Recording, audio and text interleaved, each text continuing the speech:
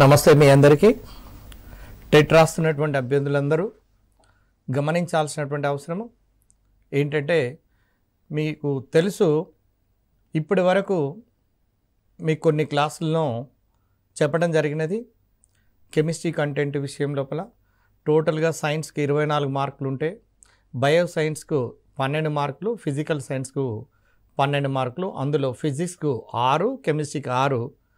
ప్రతి మార్కు కూడా చాలా కీలకమైనదే కాబట్టి కెమిస్ట్రీలో అతి సులభంగా కరెక్ట్ బేస్ కనుక మీకు పడినట్లయితే డెఫినెట్గా మనము అనుకున్నటువంటి ర్యాంకు సాధించడానికి అవకాశం ఉంటుంది. కాబట్టి మీరు తప్పకుండా ఈ కరెక్ట్ వే లోపల మీరు ప్రాపర్ వే లోపల కెమిస్ట్రీ చదివి మంచి మార్క్ పొందాలని కోరుకుంటూ, ఇప్పుడు ఈ చాప్టర్లో physical change and chemical change అంటే భౌతిక మార్పు, రసాయనిక మార్పు. అసలు భౌతిక మార్పు, రసాయనిక మార్పులను ఎలా గుర్తుపెట్టుకోవాలి, ఏ విధంగా వాటి మధ్యన డిఫరెన్సెస్ ఏంది, దానికి సంబంధించినటువంటి క్వశ్చన్లు ఏ విధంగా గతంలో అడుగుతున్నాడు డిఫరెంట్ కాంపిటేటివ్ ఎగ్జామినేషన్లో, నెక్స్ట్ టెట్ ఎగ్జామినేషన్లో ఎలా అడుగుతున్నాడు అనే విషయాల గురించి మనం చూస్తాము. చాప్టర్ పేరు చూడండి, ఫిజికల్ చేంజ్, కెమికల్ చేంజ్, భౌతిక రసాయనిక మార్పులు. భౌతిక రసాయనిక మార్పులు, రసాయనిక మార్పులు. ఇంగ్లీష్లో దీన్ని physical change and chemical change అంటారు. ఇప్పుడు దీన్ని అర్థం కావడానికి ఒకే ఒక ఎగ్జాంపుల్ ద్వారా సులభంగా మనము అర్థం చేసుకోవచ్చు. ఘనస్థితి, ద్రవస్థితి, వాయుస్థితి, సాలిడ్, లిక్విడ్, గ్యాస్. ఇందులో ఐస్ తీసుకుందాము, నెక్స్ట్ వాటర్ తీసుకుందాము, next water vapour. Water vapour అంటే బాష్పం. మీరు చూడండి, దీన్ని అబ్జర్వ్ చేయండి, మీకు స్పష్టంగా మీకు తెలిసిపోతుంది. వెంటనే ఎటువంటి క్వశ్చన్ వచ్చినా ఆన్సర్ చేయొచ్చు.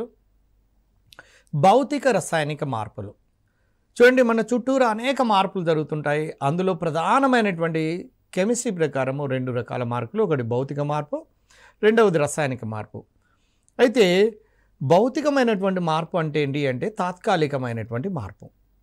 ఎలానూ తాత్కాలికమైన మార్పు అంటే, శీతాకాలంలో మనము కొబ్బరి నూనెను చూడండి, నెయ్యిని చూడండి, గడ్డ కడతాయి. శీతాకాలంలో అంటే వింటర్ సీజన్లో దాన్ని వేడి చేసినట్లయితే మళ్ళీ యథావిధి మొదటి స్థితికి వచ్చేస్తుంది. అంటే అది తాత్కాలికమైన మార్పు మాత్రమే. అలాంటి తాత్కాలికమైనటువంటి మార్పులను భౌతిక మార్పులు అని. కొన్ని మార్పులు మాత్రం శాశ్వతంగా వస్తాయి. ఒకసారి చేంజ్ అయిందంటే బ్యాక్ రావటం అనేది జరగదు. అంచేత అటువంటి మార్పులను రసాయనిక మార్పులు అంటుంటాం.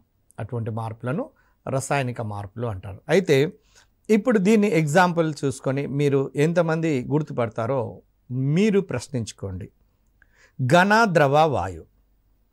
Ice, water, water vapour. Ice యొక్క ఫార్ములా H2 అనే, వాటర్ యొక్క ఫార్ములా H2 అనే, వాటర్ వేపర్ నీటి ఆవిరి యొక్క ఫార్ములా H2 అనే.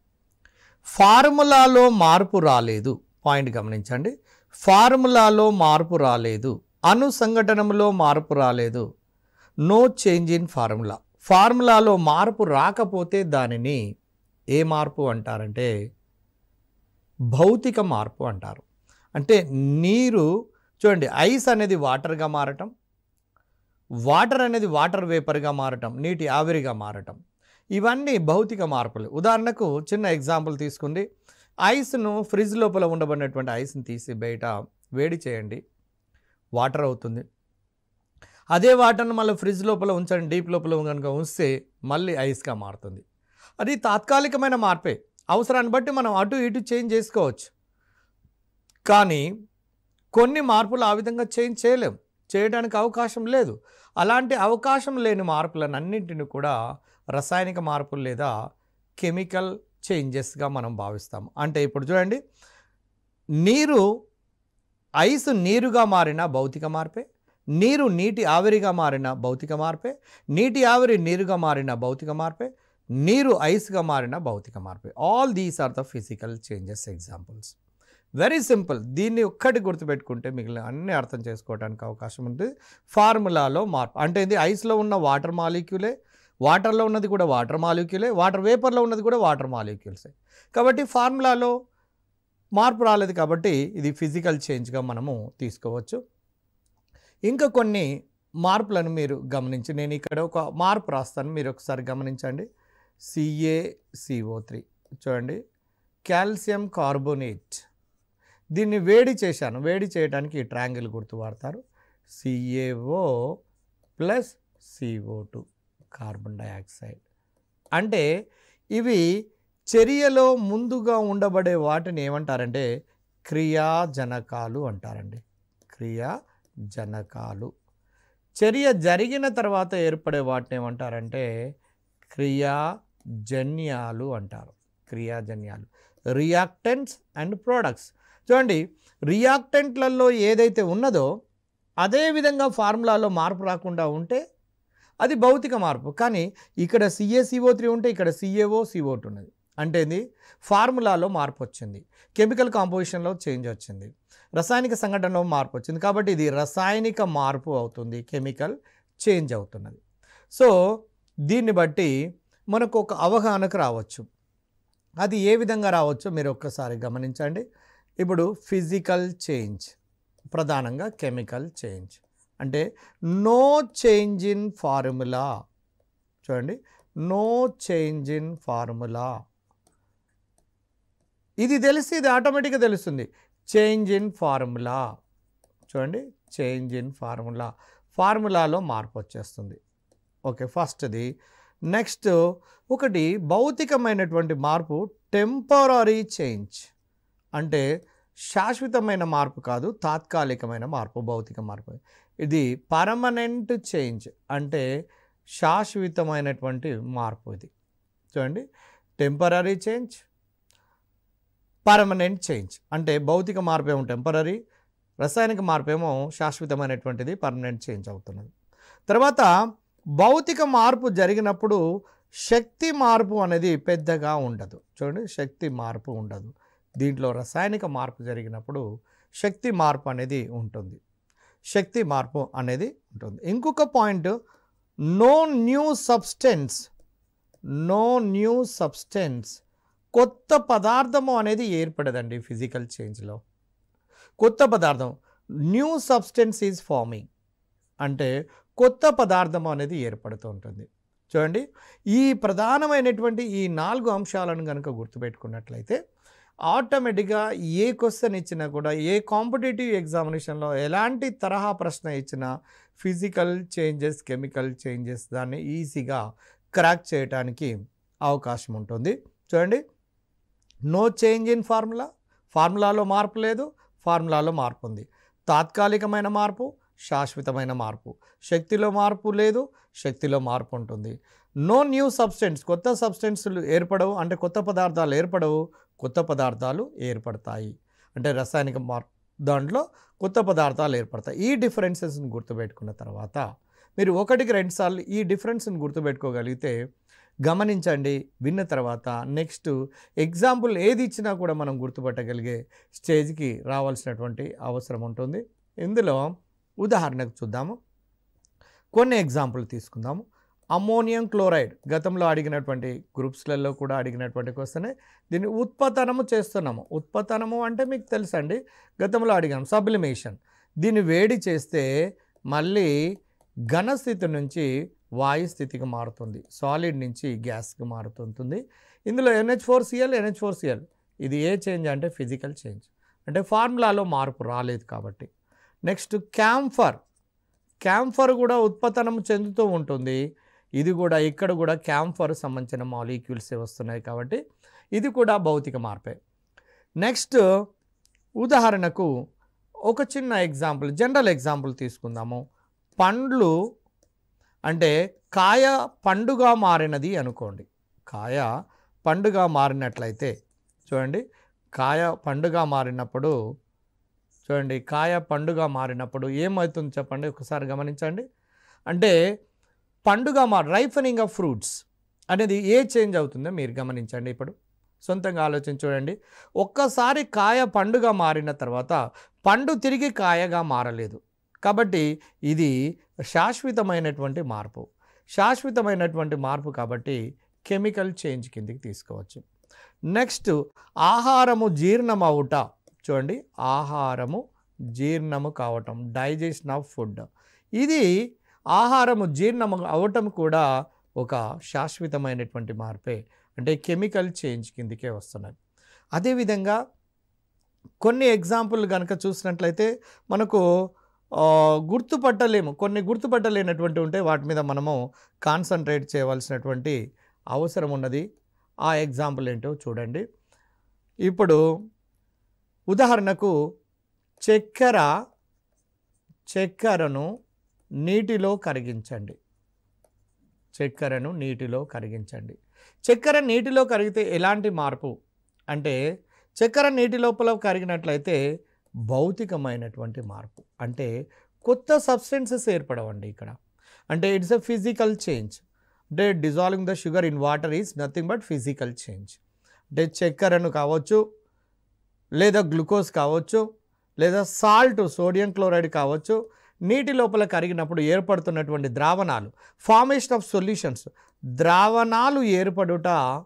చూడండి, ద్రావణాలు అంటే సొల్యూషన్స్ ఏర్పడడం అన్నీ కూడా ఒక ఫిజికల్ చేంజ్కు ఎగ్జాంపుల్గా తీసుకోవచ్చును. Ringing of electrical bell. చూడండి, విద్యుత్ గంట కూడా మోగినప్పుడు గ్లోయింగ్ ఆఫ్ బల్బులు వెలుగుట అనేది, గ్లోయింగ్ ఆఫ్ ట్యూబ్ లైట్, ఇవన్నీ కూడా భౌతికమైనటువంటి మార్పుల కిందికే వస్తున్నవి. అంటే గ్లోయింగ్ ఆఫ్ బల్బ్ కావచ్చు, లేదా గ్లోయింగ్ ఆఫ్ ట్యూబ్ లైట్ కావచ్చు, లేదా రింగింగ్ ఆఫ్ ఎలక్ట్రికల్ బెల్ అంటే విద్యుత్ గంట మోగటం, ఇవన్నీ కూడా భౌతికమైనటువంటి మార్పులు. ఎందుకంటే దీనిలో రసాయనిక మార్పు అనేది, అంటే ఫార్ములాలో చేంజ్ అనేది కనపడటం లేదు కాబట్టి. తర్వాత మీరు ఇంకొక విషయాన్ని గమనించండి. ఇంకో కొన్ని ఎగ్జాంపుల్ను మనం తీసుకొని చూద్దాము. ముఖ్యంగా అడుగుతున్నటువంటి ఏంటంటే, గ్రూప్స్ ఎగ్జామినేషనే కాదు, అన్ని రకాల ఎంట్రన్స్లలో అడుగుతున్నటువంటిది ఏంటంటే, ఐరన్ కనుక గాలి లోపల ఉంచితే అది రస్ట్గా మారుతుంది. ఎందుకంటే ఆక్సిజన్తో రియాక్ట్ అయ్యి ఫెరిక్ ఆక్సైడ్గా మారుతుంది.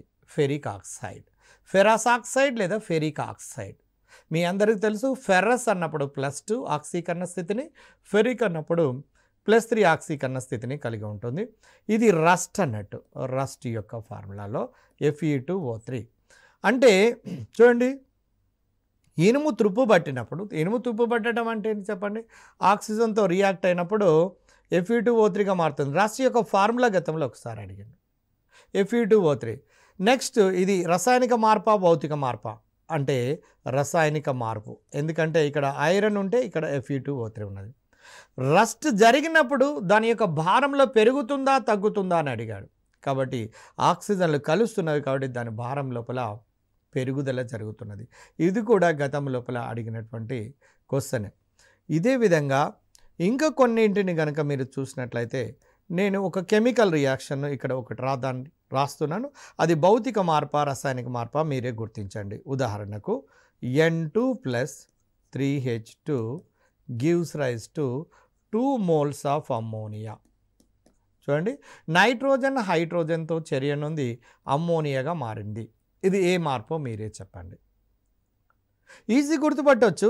క్రియాజనకాలలో ఒక రకమైనటువంటి కాంపోనెంట్స్ ఉంటే క్రియాజన్యాల్లో ఇంకొక రకమైన కాంపోనెంట్స్ ఉన్నది కాబట్టి ఇది ఖచ్చితంగా రసాయనిక మార్పు లేదా కెమికల్ చేంజ్ అనవచ్చు. ఇప్పుడు ఇంకొక దాన్ని ఎగ్జాంపుల్ తీసుకోండి. ఫ్రూట్ను తీసుకుందాం. యాపిల్ను కట్ చేయండి.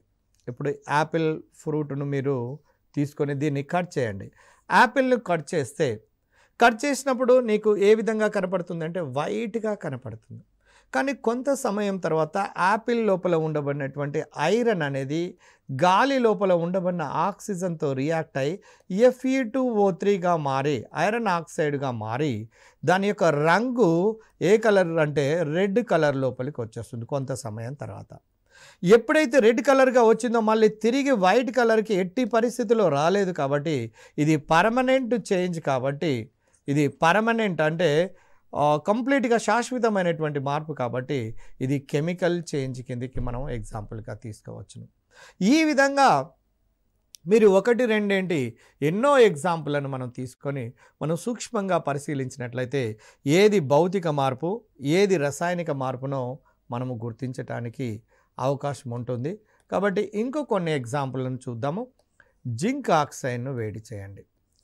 జింక్ ఆక్సైడ్ను వేడి చేసినట్లయితే చూడండి, జింక్ ఆక్సైడ్ కానీ లెడ్ ఆక్సైడ్ను జెడ్ఎన్ఓ రంగులో మాత్రమే మార్పు వచ్చేస్తుంది, కానీ రంగులో మాత్రమే మార్పు వస్తుంది, కానీ ఫార్ములాలో మార్పు రాలేదు. కాబట్టి ఇది ఫిజికల్ చేంజ్, అంటే తాత్కాలికమైనటువంటి మార్పు మాత్రమే, అంటే టెంపరరీ చేంజ్ మాత్రమే. ఈవెన్ లెడ్ ఆక్సైడ్ కూడా మీరు తీసుకొని చూసినట్లయితే దీన్ని వేడి చేసినా కూడా పీబీఓగానే మారుతున్నది. కాబట్టి ఇది కూడా ఫిజికల్ చేంజ్ మాత్రమే అని మనం గుర్తించడానికి అవకాశం ఉంది. ఇప్పుడు ఎంత పెద్ద కెమికల్ రియాక్షన్ ఏదన్నా ఇచ్చుకొనియండి, మనకు సంబంధమే లేదు. సింపుల్గా ఎడమ వైపున అంటే క్రియాజనకాలలో చర్య జరగక మునుపు ఏవైతే ఫార్ములాలు ఏ విధంగానైతే ఉన్నాయో, చర్య జరిగిన తర్వాత అదే విధంగా ఉంటే భౌతిక మార్పు, ఆ విధంగా లేవు అంటే ఎంత పెద్ద రియాక్షన్ ఇచ్చినప్పటికీ మనకు సంబంధం లేదు. దాన్ని బట్టి మనము గుర్తుపట్టవచ్చు. ఇప్పుడు ఉదాహరణకు ఇంకొక రియాక్షన్ నేను రాస్తున్నాను చూడండి. ఇది ఏ మార్పు మీరు చెప్పండి. CH3COOH plus NaOH.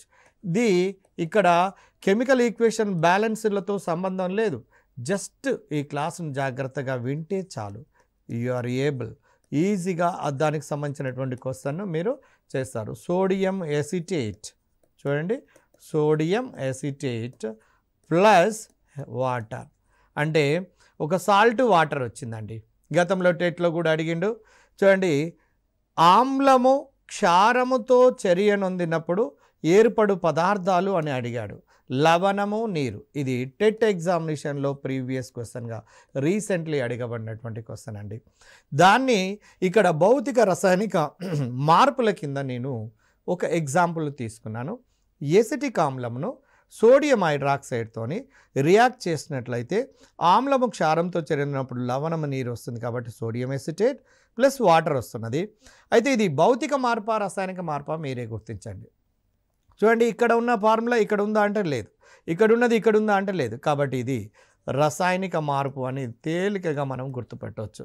కెమికల్ చేంజ్గా మనము గుర్తించడానికి అవకాశం ఉంటుంది. ఈ విధంగా ఇప్పుడు ఉదాహరణకు సిగరెట్ను కొన్ని పుస్తకాలలో మరికొన్ని ఎగ్జాంపుల్ కూడా ఇవ్వటం జరిగినది. సిగరెట్ను కాల్చుట ఏ భౌతిక మార్పు, బి రసాయనిక మార్పు, సి భౌతికంతో కూడిన రసాయనిక మార్పు, డి చెప్పలేము. సిగరెట్ తాగేవాడు లేదా సిగరెట్ తాగుతున్నటువంటి వాళ్ళు తాగిన తర్వాత పూర్తిగా అది కాలిపోతుంది. కాలిపోయిన తర్వాత తిరిగి మళ్ళీ ఆ సిగరెట్ను అనేది మనం తయారు చేయలేము, బ్యాక్ రాలేము. కాబట్టి రివర్సబుల్ జరగదు. కాబట్టి అంటే ఇక్కడ ఒక పాయింట్ గమనించాల్సినటువంటి అంశం ఏంటంటే భౌతిక మార్పులలో చూడండి, భౌతిక మార్పులలో ఇప్పుడు మంచు నీరుగా మారింది, నీరు మంచుగా మారుతుంది. అంటే పురోగామి చర్య తిరోగామి చర్య అంటే ద్విగత చర్యగా ఉంటున్నది. అంటే నీకు దీన్ని బట్టి నీకు ఏమర్థమవుతున్నది అంటే ఇది ద్విగతంగా ఉంటే అది మాత్రం అద్విగతంగా ఉంటున్నది. అది అద్విగతంగా అంటే ఉదాహరణకు నీటిని మీరు విద్యుత్ విశ్లేషణ చేయండి. నీటిని గనుక విద్యుత్ గుండా ప్రసారం చేసినట్లయితే ఇది డికంపోజ్ అయి 2 moles ఆఫ్ హైడ్రోజన్ మరియు ఆక్సిజన్ వస్తున్నది. అంటే చూడండి, దీన్ని బట్టి ఇది భౌతికమైన మార్పా రసాయనికమైన మార్పా అంటే మంచు అనేదేమో H2O, నీరు అనేది కూడా H2O. ఎటు నుంచి ఎటువైపు అయినా పురోగామి తిరోగామి చర్యలు రెండు వైపులా జరుగుతున్నట్లయితే అది తాత్కాలికమైనటువంటి మార్పు, ఇది ఫిజికల్ చేంజ్ అవుతున్నది. కానీ నీటిని విద్యుత్ విశ్లేషణ చేయడం అనేది గతంలో కొన్ని ఎంట్రన్స్లలో అడిగినటువంటి ప్రశ్న అండి. ఇది కూడా మీరు ఈజీగా గుర్తుపట్టవచ్చు. అంటే ఇక్కడ ఉన్నదేమో వాటర్, ఇక్కడ హైడ్రోజన్ ఆక్సిజన్ రెండు వేరుగా ఉన్నది. కాబట్టి ఇది ఒక శాశ్వతమైనటువంటి మార్పే. అంటే ఒక్కసారి నీరు విఘటనం చెంది హైడ్రోజన్ ఆక్సిజన్గా మారిన తర్వాత వెనుకకు రావటం లేదు. కాబట్టి తిరోగామ అంటే ఇది పురోగామి చర్య మాత్రమే ఉన్నది. ఇది అద్విగత చర్యలు. చూడండి, అద్విగత చర్యలు, irreversible reactions. All permanent changes are irreversible reactions. అంటే అన్ని శాశ్వతమైనటువంటి చర్యలు ఎడమ నుండి కుడికి మాత్రమే పోతావి, కానీ కుడి నుండి ఎడమకు జరగవు. కానీ భౌతిక మార్పులలో కనుక చూసినట్లయితే ఎడమ నుండి కుడికి పోవచ్చు, కుడి నుండి ఎడమకు పోవచ్చు. కాబట్టి ఇవి రివర్సబుల్ రియాక్షన్స్ అవుతాయి. వ్యత్యాసాలలో ఈ పాయింట్ను కూడా మనము ఇంకొక పాయింట్గా తీసుకొని ఆ డిఫరెన్సెస్ కనుక ఆ 5ని కనుక గుర్తుపెట్టుకున్నట్లయితే అక్కడ అడగబడుతున్నటువంటి ఏ క్వశ్చన్కైనా సరే మనము ఆన్సరు చేయటానికి అవకాశం ఉన్నది. తర్వాత ఇంకా మరికొన్ని ఎగ్జాంపుల్ని కనుక మనం చూసినట్లయితే చూడండి, ఇప్పుడు N2 + O2 nitric oxide 2 moles of NO minus energy. అంటే మైనస్ ఎనర్జీ అంటే ఈ చర్యలో శక్తి గ్రహించబడింది అన్నట్టు. నైట్రోజన్ ఆక్సిజన్తో చర్యను ఉంది, నైట్రిక్ ఆక్సైడ్గా మారినప్పుడు శక్తి గ్రహించబడింది. కాబట్టి ఇది ఉష్ణ గ్రహక చర్యలు అంటారు. గమనించండి, చర్యలు 2 రకాలు, ఉష్ణమోచక చర్య, ఉష్ణ గ్రాహక చర్య. చర్యలో ఉష్ణము గనుక గ్రహించబడితే దాన్ని ఉష్ణ గ్రాహక చర్య అంటారు. చర్యలో ఉష్ణము వెలువడితే దాన్ని ఉష్ణ మోచక చర్య అంటారు. ఉదాహరణకు హైడ్రోజన్ ప్లస్ హైడ్రోజన్ H2గా మారినప్పుడు కొంత శక్తి విడుదలవుతుంది, కాబట్టి ఇది ఉష్ణ మోచక చర్య అవుతుంది. ఉష్ణ మోచక చర్య లేదా దీన్ని exothermic reactions. Types of reactions కూడా మనకు టెట్ లోపల ఉన్నవి, అది ఇంకొక క్లాస్లో మనం చూస్తాము. టైప్స్ ఆఫ్ రియాక్షన్స్లో ఉష్ణ మోచక చర్య, ఉష్ణ గ్రాహక చర్య, ఈ రెండింటిని కూడా గమనించండి. ఈ 2 చర్యలను కూడా చూసినట్లయితే ఈ 2 చర్యలలో కూడా మీకు ఏమర్థమవుతున్నది అంటే H2 + O2 gives rise to 2NO. అంటే మైనస్ ఎనర్జీ అంటే ఎనర్జీ గ్రహించబడుతుంది, ఇక్కడ ప్లస్ ఎనర్జీ అంటే ఎనర్జీ బయటికి వెలువడుతుంది కాబట్టి ఉష్ణ మోచకము లేదా ఎగ్జోథర్మిక్ రియాక్షన్ అంటారు. గ్రహించబడుతుంది కాబట్టి ఇది ఉష్ణ గ్రాహకము లేదా ఎండోథర్మిక్ రియాక్షన్స్ అంటారు.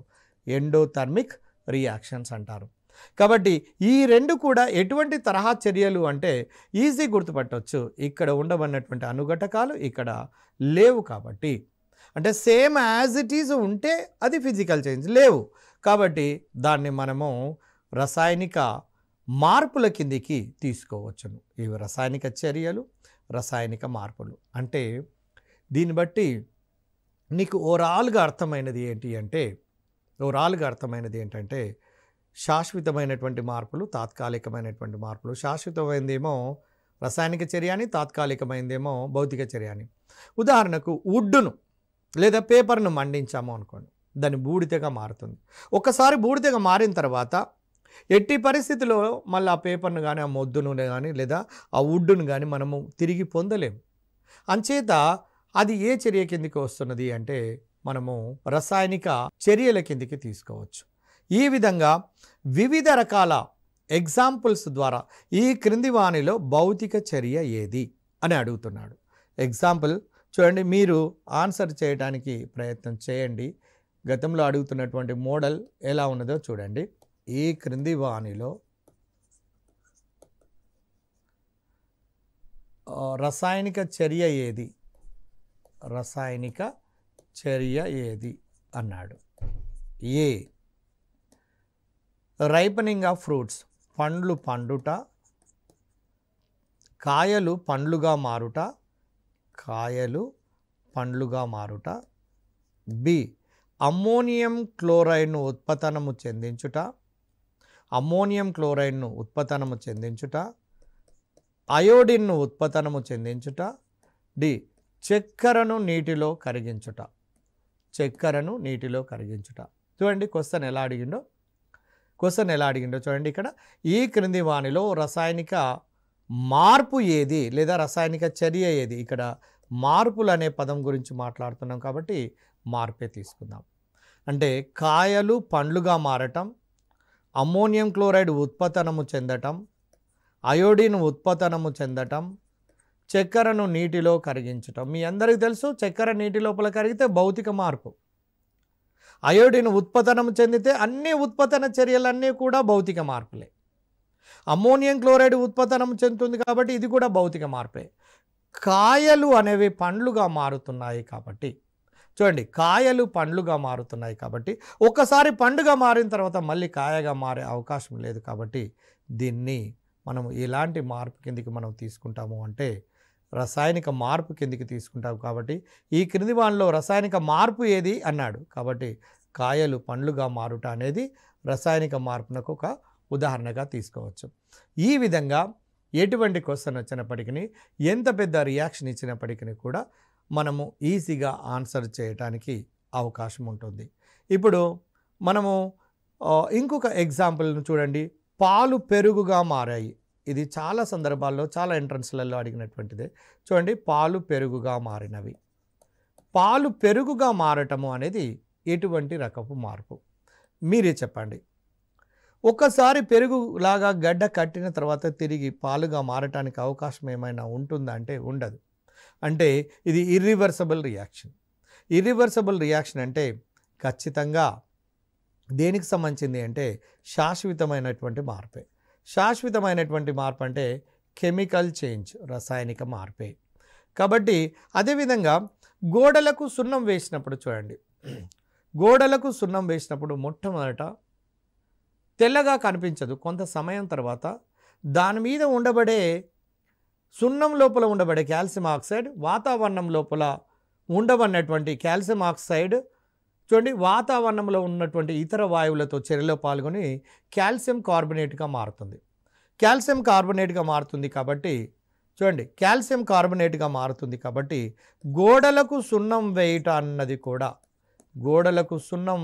అన్నది కూడా ఎటువంటి మార్పు అంటే ఇది రసాయన మార్పునకే ఒక బెస్ట్ ఎగ్జాంపుల్గా మనం తీసుకోవచ్చు. ఎందుకంటే ఇందులోపల కొత్త కాంపౌండ్ అనేది ఏర్పడుతున్నది. కాబట్టి ఏ రసాయనిక చర్యలోనైతే కొత్త పదార్థం ఏర్పడుతుందో, కొత్త అనుఘటకాలు, కొత్త కెమికల్ కాంపౌండ్స్ ఏర్పడతాయో, కొత్త సబ్స్టెన్స్ ఏర్పడుతుందో అది రసాయనిక మార్పునకు ఉదాహరణగా తీసుకోవచ్చు.